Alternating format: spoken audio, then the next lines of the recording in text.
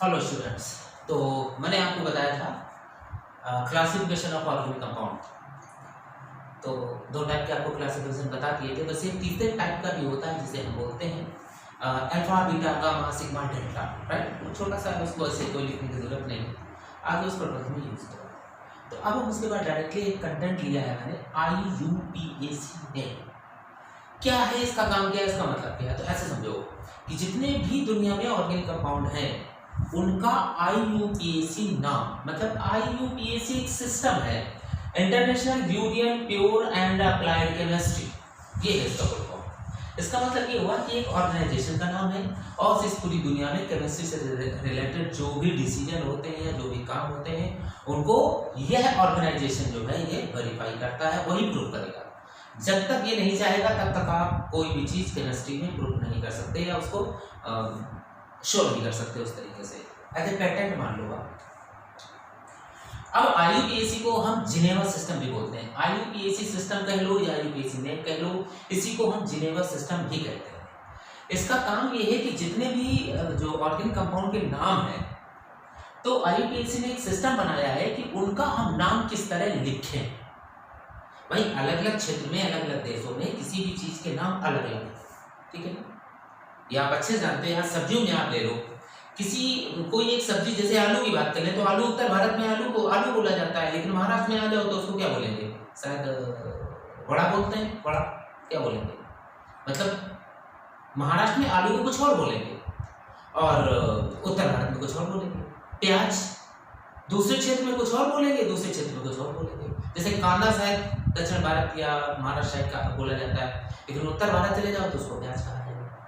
उसी तरीके से जो कुछ कंपाउंड है ऑर्गेनिक कंपाउंड, उनके भी नाम अलग अलग है।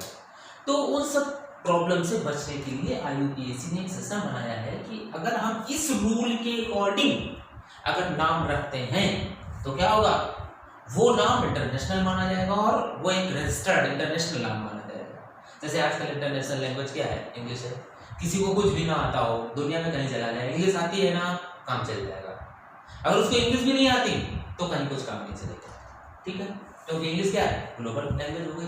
उसी तरीके से IUPAC सिस्टम क्या है? IUPAC जो सिस्टम है या नेम है, ये जो ऑर्गेनिक कंपाउंड होते हैं उनका एक रजिस्टर्ड नाम तैयार करने का या बनाने का एक सिस्टम है। ओके, अब इसके अकॉर्डिंग मैंने यहाँ पे लिखा हुआ है फार्मूला। किसी भी ऑर्गेनिक कंपाउंड का IUPAC नाम अगर लिखना है, किसी भी ऑर्गेनिक कंपाउंड का अगर IUPAC नाम लिखना है तो हम क्या करेंगे? यहाँ पर क्या कर सकते हैं? इस फार्मूले के अकॉर्डिंग हम उसका नाम लिखेंगे, ठीक है। अब सवाल ये है कि ये फार्मूला है क्या? तो सबसे पहले फार्मूले के तौर पर आप इसे लेकर चलो। ये क्या है? Word root. सबसे पहले हम क्या इस्तेमाल करेंगे? हम एक एक जो भी कंटेंट लिखे हुए हैं सबको हम डिस्क्राइब करेंगे। इस कंटेंट के अकॉर्डिंग आप IUPAC नाम लिख सकते हो, ठीक। तो सबसे पहले हम देखते हैं वर्ड रूट। वर्ड रूट क्या है ये, ठीक है। तो देखिए जो कार्बन्स होते हैं ना, जैसे एक कार्बन है तो IUPAC सिस्टम के अकॉर्डिंग या ग्रीक लैंग्वेज के अकॉर्डिंग हम इसे कहेंगे मेथ, ठीक है। दो कार्बन का अगर कंपाउंड है तो क्या कहा जाएगा? एथ। तीन कार्बन का कंपाउंड है तो क्या कहेंगे? प्रो। चार कार्बन का कंपाउंड है तो क्या कहेंगे? ब्यूट। इसी तरीके से पांच कार्बन क्या कहेंगे? पेंट। छह कार्बन क्या कहेंगे? एक्स, ठीक है। सात कार्बन तो क्या कहेंगे? हेप्ट।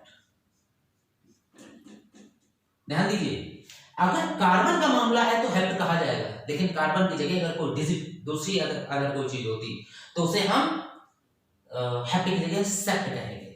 वो IUPAC उसमें जब आप पैरियोडिक टेबल करोगे वहां आपको समझ में आएगा। जो 117, 116, 118 उनका IUPAC नाम पूछा जाता है ना, वहां पर वो ये डिजिट चेंज हो जाएंगे। क्लियर है? तो चलिए 7 कार्बन को हम क्या बोलेंगे? हेप्ट। अगर 8 कार्बन है तो क्या बोलेंगे? ऑक्ट।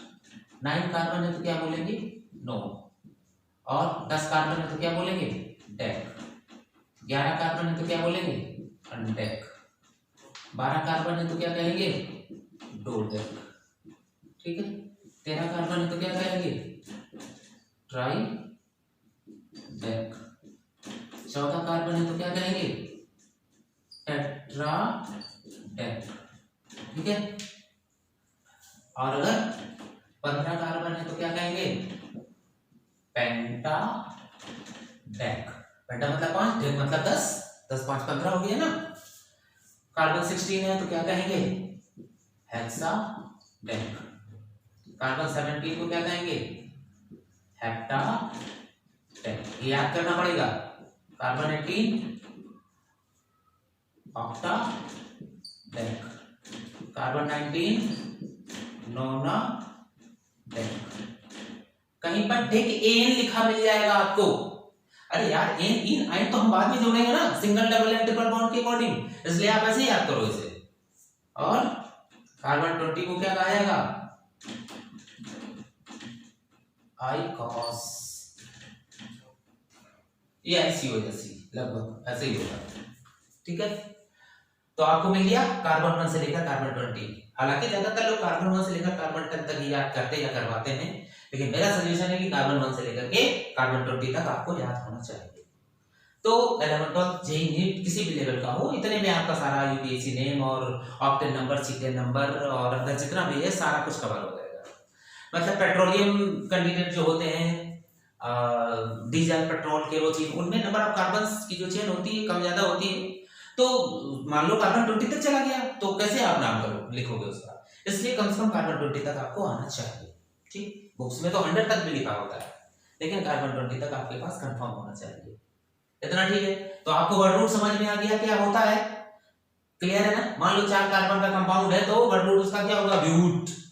अब उसमें सिंगल बॉन्ड है तो लगा दिया एन, ब्यूटेन हो गया।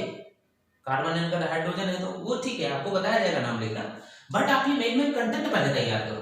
तो आपने क्या किया, वर्ड रूट ये आपको याद करने हैं, आप इसे नोट कर लें।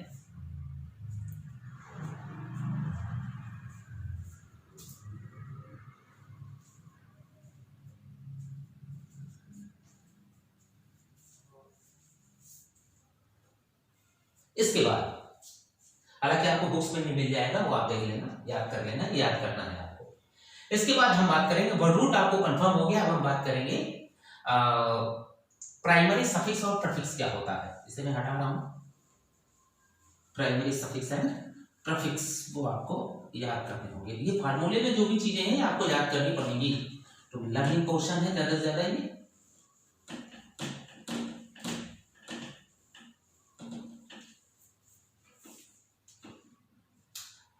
चलिए अगला मैं बताने वाला हूं primary suffix. Primary suffix 3 type के होते हैं, एक होता है एन, दूसरा होता है इन और तीसरा होता है अन। एक किसके लिए होता है, फॉर सिंगल बॉन्ड, ठीक है। ये किसके लिए होता है, डबल बॉन्ड, और ये किसके लिए होता है, ट्रिपल बॉन्ड। समझ एक बात। अब सेकेंडरी सफिक्स क्या होता है, चलो वो मैं बताऊंगा। इससे पहले आप अभी ये नोट कर लो, प्राइमरी सफिक्स आपने नोट कर लिया, अब आप नोट करोगे प्राइमरी प्रीफिक्स।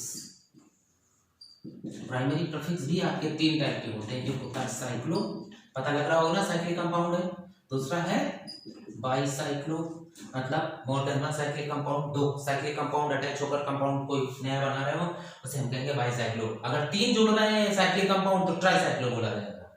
और इसी तरह एक नाम आता है स्पाइरो। ये 3 क्या है, प्राइमरी प्रीफिक्स। इनके अलावा जितने भी प्रीफिक्स होंगे वो सेकेंडरी होंगे। उसी तरह ये 3 प्राइमरी सफिक्स हैं, इनके अलावा जितने भी सफिक्स होंगे वो सारे के सारे सेकेंडरी माने जाएंगे, ठीक है।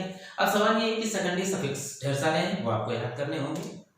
कुछ एग्जांपल के तौर पर मैं आपको बताने वाला हूं। ये नोट किया आपने, suffix and prefix, primary suffix and primary prefix दोनों कंफर्म।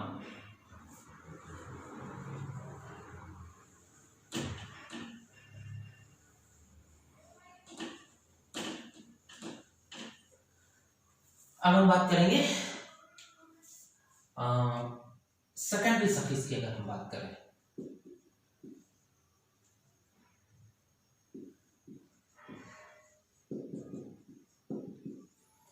एनसीईआरटी से लेकर स्टेट बोर्ड की कोई भी बुक हो या किसी भी टाइटल की बुक हो, सभी बुक में जो भी सफिक्स होते हैं वो सारे के सारे आपके लिखे हुए हैं, वो आपको याद करने हैं। एग्जांपल के तौर पे बता दे रहा हूं, जैसे कि लिखा है COOH, ठीक है।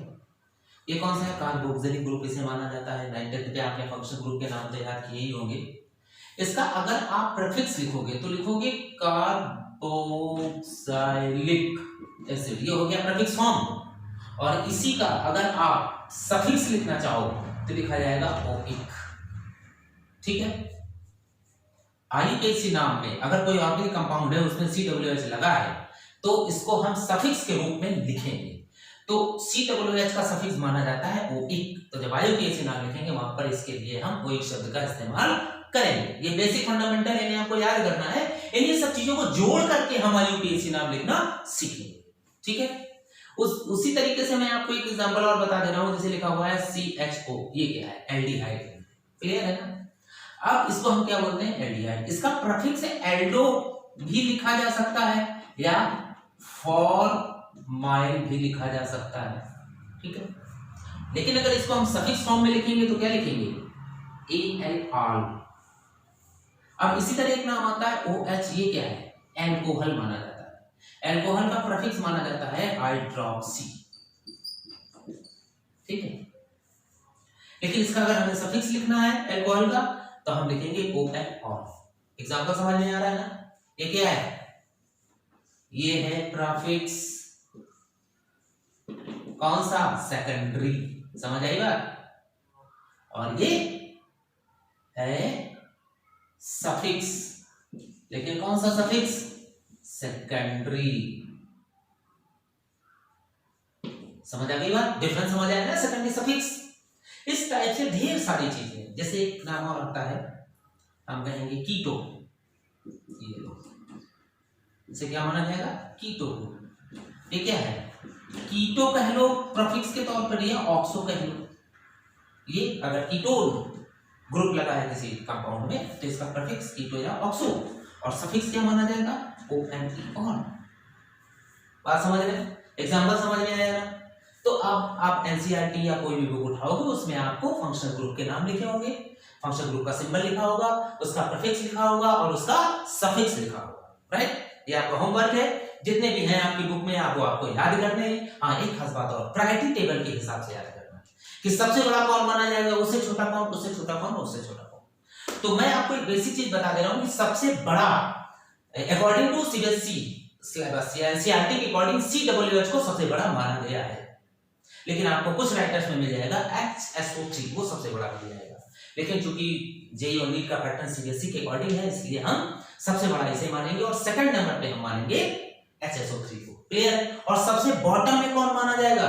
सबसे बॉटम में माना जाएगा आपका हैलोजन।